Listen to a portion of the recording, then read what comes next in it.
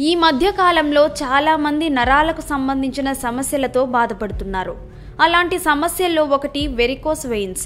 అసలు varicose veins అంటే ఏంటి? ఈ సమస్య ఎందుకు వస్తుంది? ఈ వీడియోలో తెలుసుకుందాం.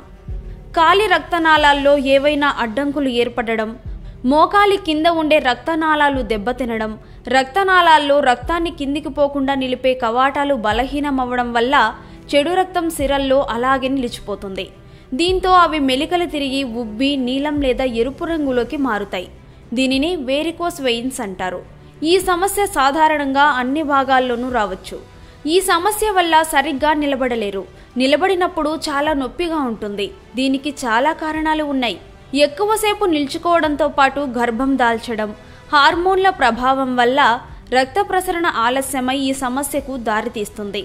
వేరికోస్ వెయిన్స్కి వయస్సు పెరగడం కూడా ఒక కారణం. ఎక్కువ వయసు ఉన్నవారు, ఎక్కువ బరువు ఉన్నవారికి ఈ సమస్య వచ్చే అవకాశం ఎక్కువగా ఉంటుంది.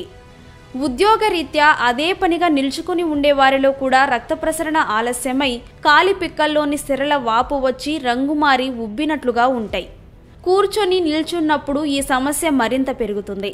పరిస్థితి తీవ్రంగా మారినప్పుడు సర్జరీ చేసి దెబ్బతిన్న రక్తనాళాలను తొలగిస్తారు.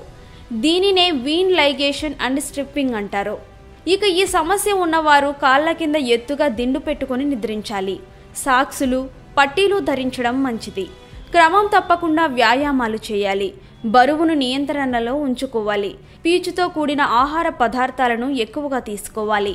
ఆహారంలో ఉప్పును తగ్గించాలి. కూర్చుని ఉన్న సమయంలో కాళ్లను కాస్త ఎత్తులో పెట్టుకోవాలి.